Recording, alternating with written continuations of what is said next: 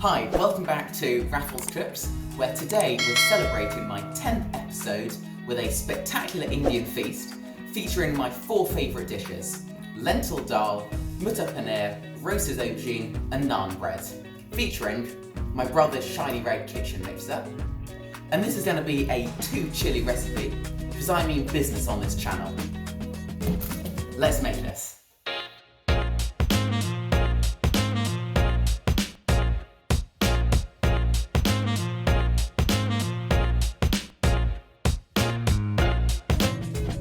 So let's kick things off with a naan bread, because that'll take the most time to rise. So into a bowl, put 125 millilitres of warm water, sprinkle over 7 grams of dried yeast and 1 teaspoon of sugar. Give it all a little cursory mix together with your favourite YouTuber's tiny whisk, and then let's get on to the rest of our ingredients. Now you can leave it for about 10 to 15 minutes to check the yeast is all alive and frothy. Or if you're feeling adventurous, just add in your 300 grams of strong white bread flour, half a teaspoon of salt, and half a teaspoon of baking powder, and add that to the bowl of your KitchenAid. Once you've finally managed to attach your dough hook mixer, give everything a nice cursory mix together, or you can use your trusty wooden spoon or wand jangler. Then you're going to add in your 25 grams of melted butter, streamed slowly as it goes.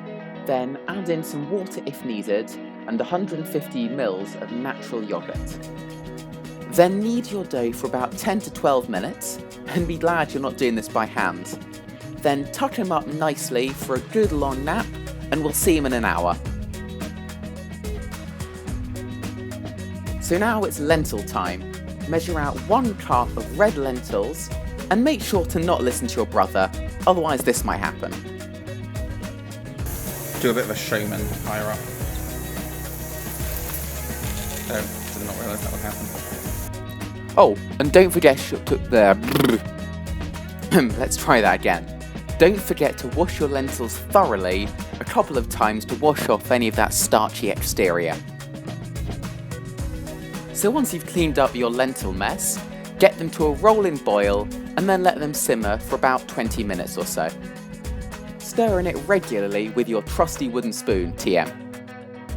So let's just quickly skip past this boo-boo, and now we'll pretend that our lentils are all perfectly cooked, and you just place them to the side to keep warm. And don't forget to drain off any of the residual water that hasn't been absorbed by your lentils. And now on to the most fun and time-consuming part of the entire recipe. 16 minutes and 28 seconds worth of chopping. You're going to want 3 small or 2 medium onions, roughly chopped and then placed to the side in a bowl.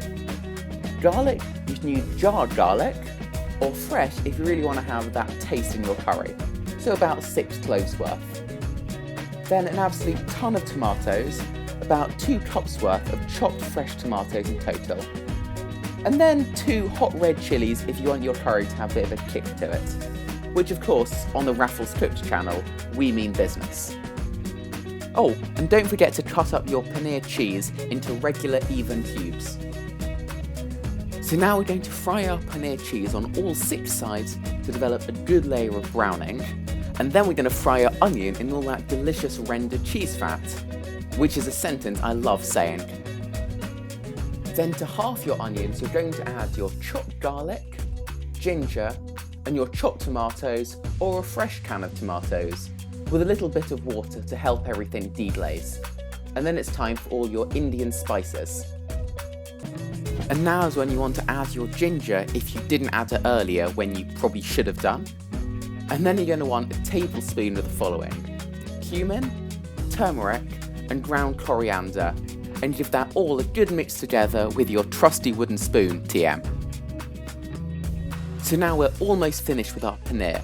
Once that's simmered for a few minutes, add in some frozen peas just until they thaw, then add back all of your paneer cheese, let that simmer for a few minutes, and then put that on the back burner to keep warm until it's ready to eat.